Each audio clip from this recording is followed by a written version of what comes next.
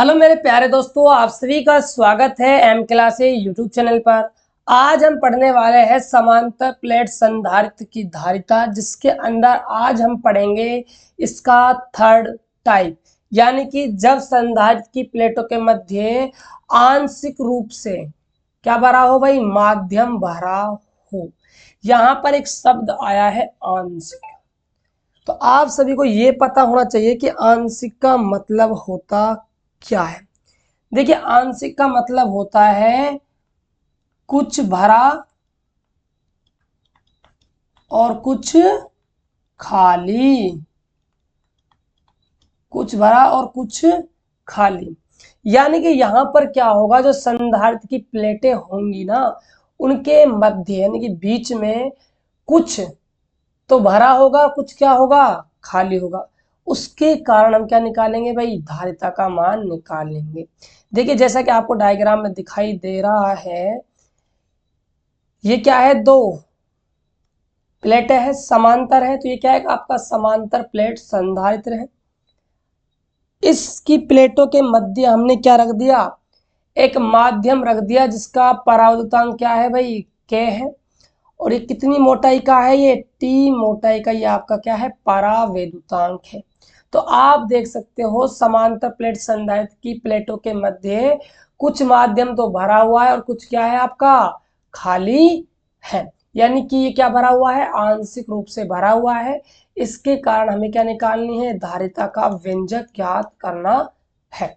अब देखिएगा ध्यान से, जो जो काम हमने डायग्राम में किया है उसको मैंने अच्छे से आपके सामने लिख दिया है।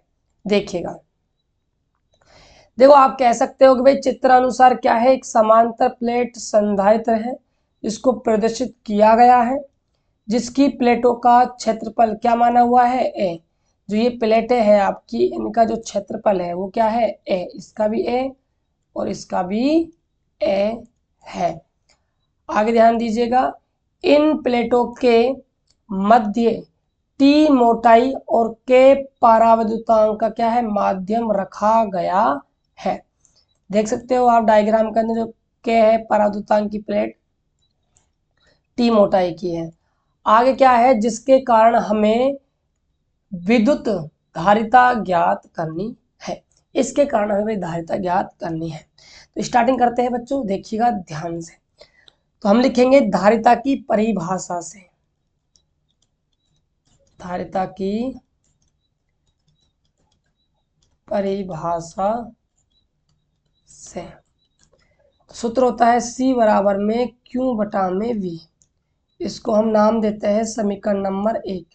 कुछ नया नहीं है, जैसा हमने 2 और फर्स्ट जो इसका पार्ट किया था, सेम उसी की फोटोकॉपी, थोड़ा सा चेंज हम करने वाले हैं, कुछ खास चेंज होगा नहीं भाई। अब देखिएगा ध्यान से, आवेश का तो हमें पता ही है, आवेश तो क्यों है, हमें क्या निकालना है, विभव। और विभव कैसे निकालेंगे, विद्युत क्षेत्र की तीव्रता और विद्युत विभव के संबंध से।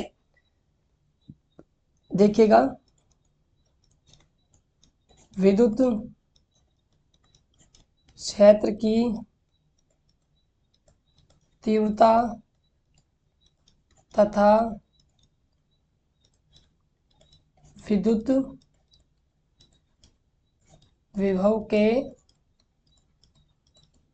संबंध से। संबंध क्या होता है भाई, संबंध होता है आपका V बराबर में E डॉट में D, राइट। अब देखिएगा, यहाँ पर जो आपका E है वो क्या है, आपका विद्युत क्षेत्र है, और D क्या है, आपकी दूरी है। अब यहाँ पर एक नोट करने वाली बात है, जहाँ पर आपके दिमाग की बत्ती जलेगी। ये दिमाग है, दिमाग की क्या है, बत्ती। देखिएगा, नोट करने वाली बात क्या है, यहाँ पर जो V है, V वो आपका क्या है, विभव है।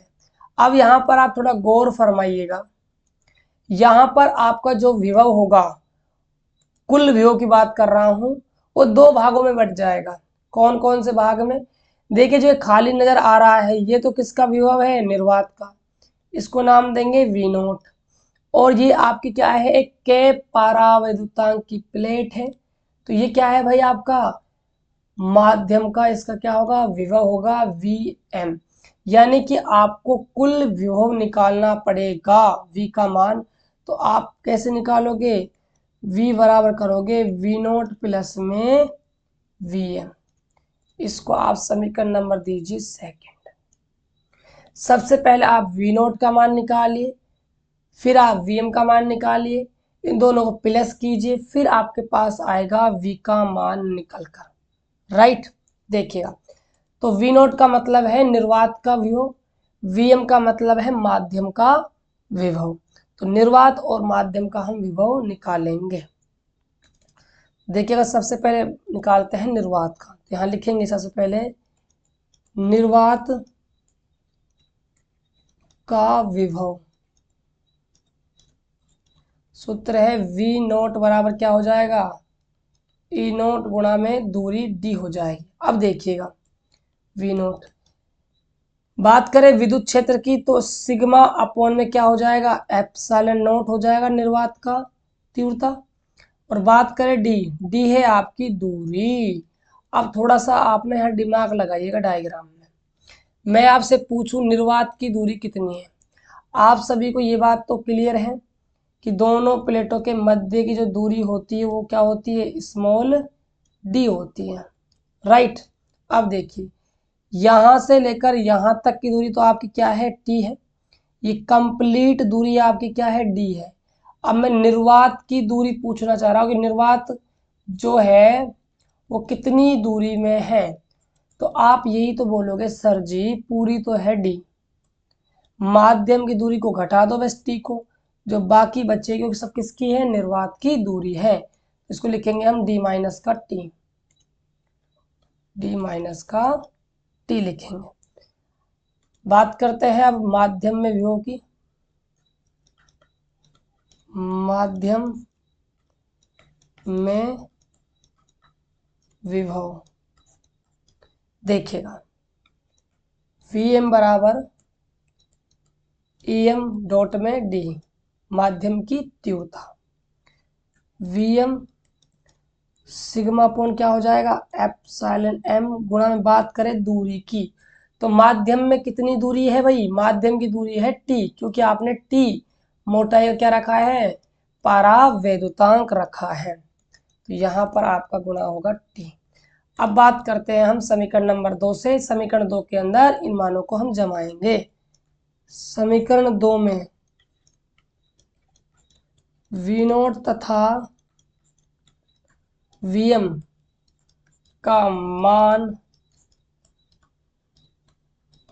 रखने पर, तो v बराबर v नोट का मान आया था सिग्मा अपॉन में एप्सिलॉन नोट d माइनस का t प्लस इसका आया है सिग्मा अपॉन एप्सिलॉन m गुणा में t। अब इस v के मान को कहाँ रखेंगे हम, समीकरण नंबर 1 के अंदर। देखिएगा ध्यान से,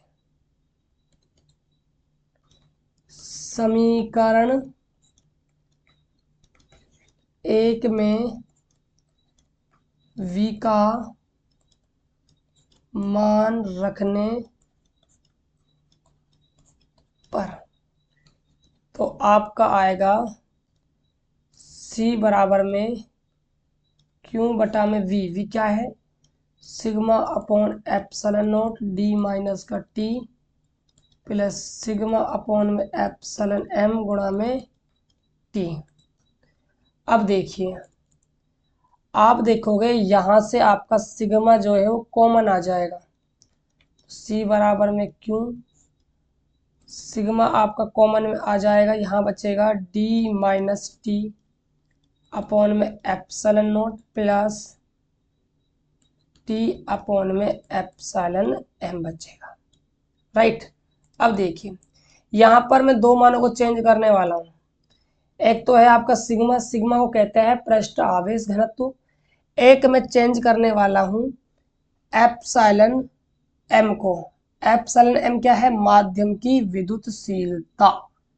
ठीक है, तो इसको हम चेंज करने वाले हैं। देखिएगा, पहले लिखते हैं पृष्ठ आवेश घनत्व की परिभाषा से सिग्मा बराबर होता है Q बटा में A। और बात करते हैं हम माध्यम के परावैद्युतांक की परिभाषा से, यानी कि आपेक्षिक, क्या कहते हैं उसको हम, आपेक्षिक परावैद्युतांक की परिभाषा।